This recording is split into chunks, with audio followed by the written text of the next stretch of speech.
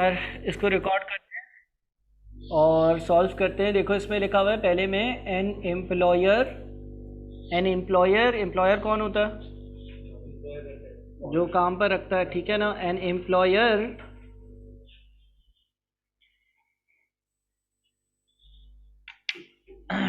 Employer recruits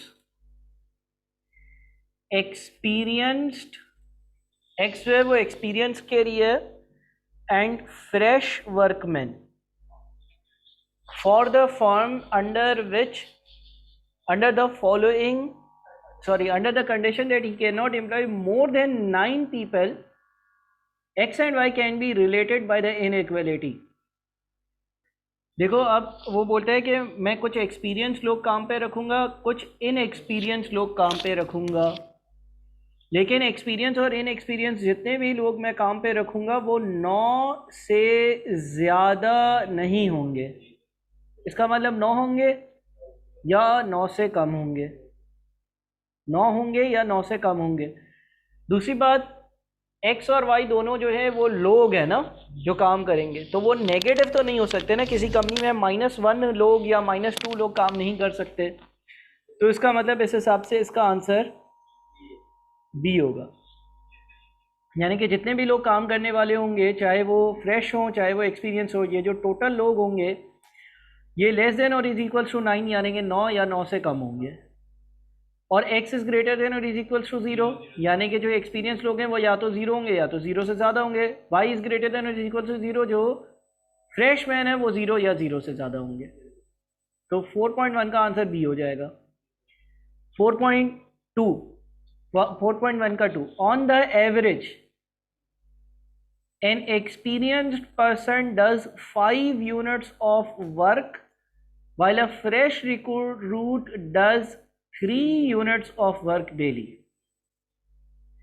एक experience बंदा होता है तो वो 5 काम कर लेता है, और एक फ्रेश बंदा होता है वो 3 काम कर लेता है एक दिन में। And the employer has to maintain an output of at least 30 units. और जो एम्प्लॉयर है वो ये चाहता है कि एक दिन में कम से कम 30 यूनिट्स का काम तो हो ही हो। This situation can be expressed as, ये सिचुएशन कैसे एक्सप्रेस करी जाएगी इन इक्वेलिटीज़ में? अच्छा देखो, हमारे पास जो एक एक्सपीरियंस बंदा है वो लेटर एक्स से रिप्रेजेंट हो रहा है ना। तो जितने भी एक्सपीरियंस बंदे होंगे मल्टीप्लाइड बाय 5, जितने भी एक्सपीरियंस बंदे होंगे मल्टीप्लाइड बाय 5, जितने भी एक्सपीरियंस बंदे होंगे मल्टीप्लाइड बाय 5 से हमें ये पता चल जाएगा कि एक्सपीरियंस बंदे जो है ना वो कितना काम कर रहे हैं। अगर फॉर एग्जांपल एक्सपीरियंस बंदा 1 होगा तो 5 × 1 5 यूनिट्स काम हुआ। अगर एक्सपीरियंस बंदे 2 होंगे तो 5 × 2 10 यूनिट्स काम हुआ। अगर एक्सपीरियंस बंदे 3 होंगे तो 5 × 3 15 यूनिट्स काम हुआ। इसी तरह से जितने भी इनएक्सपीरियंस बंदे होंगे मल्टीप्लाइड बाय 3, जितने भी बंदे होंगे मल्टीप्लाई बाय 3 से इनएक्सपीरियंस बंदे जो काम करेंगे वो आ जाएगा। और कंपनी ये कहती है कि हम क्या करेंगे, employer has to maintain an output of at least 30 units of work per day. At least का मतलब कम से कम, यानी कि 30 या 30 से ज़्यादा, इतना काम उसने करवाना है, ठीक है। और दूसरी बात ये कि एक्स और वाई दोनों नेगेटिव नहीं हो सकते क्योंकि लोग हैं। तो 4.1 का आंसर क्या होगा? सी होगा। जितना काम ये लोग करेंगे वो 30 या 30 से ज़्यादा होगा। एक्स जो है वो लोग हैं वो 30 से ज़्यादा होंगे, और वाई जो है वो भी लोग हैं वो 30 से ज़्यादा, वो 0 से ज़्यादा होंगे। जो आपके पास 2 साइंस दिए हुए हैं, ये वाला जो साइन है ये कहलाता है ग्रेटर देन और इज इक्वल्स टू।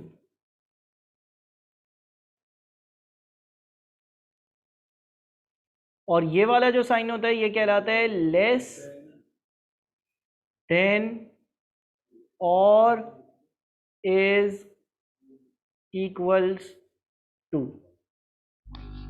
ठीक है। अच्छा, उसके बाद third, the rules and regulations demand that the employer, जो लोगों को काम पे रखेगा, the rules and regulations demand that the employer should employ not more than 5 experienced hands to one fresh hand. This fact can be expressed as, देखो experience लोग किस letter से डिनोट हो रहे हैं और इनएक्सपीरियंस या फ्रेश वाई से। उस मुल्क का एक कानून है और वो कानून ये है कि the employer should not employ more than 5 experienced hands to one fresh hand. यानी कि कानून ये कहता है कि अगर कंपनी में एक फ्रेश बंदा होगा तो एक्सपीरियंस बंदे कितने होंगे? The rules and regulations demand that the employer should employ not more than 5 experience hands. Not more than 5 यानी कि 5 से ज्यादा नहीं हो सकते। यानी कि अगर एक फ्रेश बंदा हो तो एक एक्सपीरियंस बंदा हो सकता है, 2 एक्सपीरियंस बंदे हो सकते हैं, 3 हो सकते हैं, 4 हो सकते हैं, 5 हो सकते हैं, 6 हो सकते हैं, नहीं। अगर 2 फ्रेश लोग होंगे तो क्या एक एक्सपीरियंस बंदा हो सकता है? हो सकता है। 2 हो सकते हैं, 3, 4, 5, 6, 7, 8, 9, 10। 10 से ज्यादा नहीं हो सकते। ठीक है, देखो उसने ये लिखा हुआ है कि अगर आपके कंपनी में एक फ्रेश बंदा होगा तो एक्सपीरियंस बंदे 1 या 2 या 3 या 4 या 5 हो सकते हैं, उससे ज़्यादा नहीं हो सकते। अगर आपकी कंपनी में 2 फ्रेश लोग होंगे तो आपके जो एक्सपीरियंस बंदे होंगे वो 1 या 2 या 3 या 10 तक हो सकते हैं, 10 से ज़्यादा नहीं हो सकते, है ना। तो मैं इसको शायद इस तरह से लिख सकता हूं, एक्सपीरियंस्ड जो एक्सपीरियंस लोग होंगे वो किसी लिमिट से कम होंगे या ज्यादा होंगे? किसी लिमिट से कम होंगे। यानी कि experienced is less then, experience बंदे जो होंगे वो एक मुख्तसर एक कोई बताई गई लिमिट से कम होंगे। एक्सपीरियंस बंदे जो होंगे वो किसी बताई गई लिमिट से कम होंगे। और वो लिमिट कैसे आएगी? मतलब कि अगर एक फ्रेशमैन था तो लिमिट, हायर लिमिट क्या थी? 5। 2 फ्रेशमैन थे तो हायर लिमिट क्या थी? 10। 3 फ्रेश होते तो हायर लिमिट क्या होती? 15। यानी कि मैं कहता ना कि भाई अगर एक फ्रेश बंदा है तो एक्सपीरियंस बंदे 5 या 5 से कम होंगे। 2 फ्रेश बंदे हैं तो एक्सपीरियंस बंदे 10 या 10 से कम होंगे। 3 फ्रेश बंदे हैं तो एक्सपीरियंस बंदे 15 या 15 से। इसका मतलब 5 मल्टीप्लाइड बाई फ्रेशमैन, इसका मतलब experience is less then 5 multiplied by freshman. जितने भी फ्रेश वाले लोग होंगे उसको 5 से मल्टीप्लाई करो, वो लिमिट आ जाएगी जिससे कम एक्सपीरियंस वाले बंदे होने चाहिए। अगर फ्रेश वाला बंदा 1 है तो 5 इंटू 1 कितना होता है? 5। तो एक्सपीरियंस वाले जो हैं वो लेस देन होंगे किससे? 5 से। अगर फ्रेश वाले 2 बंदे हैं तो 5 इंटू 2 10, एक्सपीरियंस बंदे 10 या 10 से कम होंगे। इसका मतलब एक्सपीरियंस किस लेटर से डिनोट हो रहा है? एक्सपीरियंस डिनोट हो रहा है X. X is less than और is equals to 5 into Y. ठीक है ना। देखो हमारे पास ये अगर हम लिखने को लिखें तो अभी जो हमने समझा है उस हिसाब से x इज लेस देन और इज इक्वल्स टू 5y। अब यहां पर x इज लेस देन और इज इक्वल्स टू 5y कहीं पर भी नहीं है, लेकिन इसको हम रीशफल कर सकते हैं। 5y को अगर लेफ्ट साइड पे ले आए और x को अगर राइट साइड पे ले जाएं तो ये 5y इज ग्रेटर देन और इज इक्वल्स टू x भी लिखा जा सकता है। जब आप इनइक्वालिटी के राइट साइड वाली सारी चीज़ें लेफ्ट साइड पर और लेफ्ट साइड वाली सारी चीज़ें राइट साइड पर ले जाते हो तो साइन ऑफ इनइक्वालिटी भी शफल हो जाता है। और 5 जब राइट साइड पर डिवाइड होगा तो y इज ग्रेटर देन और is equals to x divided by 5। ये आंसर होगा। समझ गए? ठीक है ना। अगला, द यूनियन हाउएवर, यूनियन क्या होती है?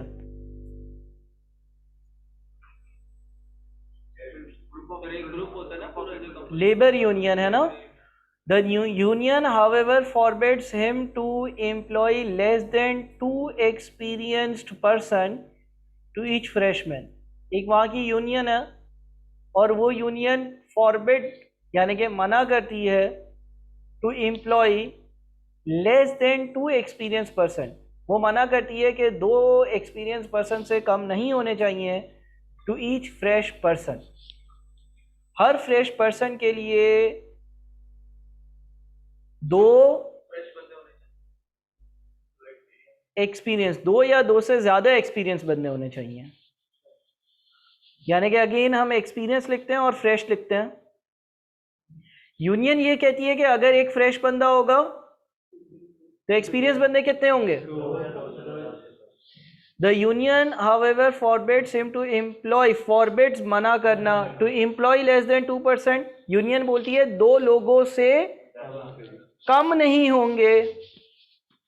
यानी कि अगर एक फ्रेशमैन है तो आप 2 एक्सपीरियंस या 3 एक्सपीरियंस या 4 एक्सपीरियंस या 5 एक्सपीरियंस या 6 एक्सपीरियंस या 7 एक्सपीरियंस यूं बात करती है, लोअर लिमिट देती। अच्छा, अगर 2 फ्रेशमैन होंगे, the union however forbids him to employ less than 2 experience person to each freshman. तो इससे बोला कि जो एक्सपीरियंस लोग होंगे वो 4 हो सकते हैं, 5 हो सकते हैं, 6 हो सकते हैं, 7 हो सकते हैं, 8 हो सकते हैं। ठीक है, इस तरह से।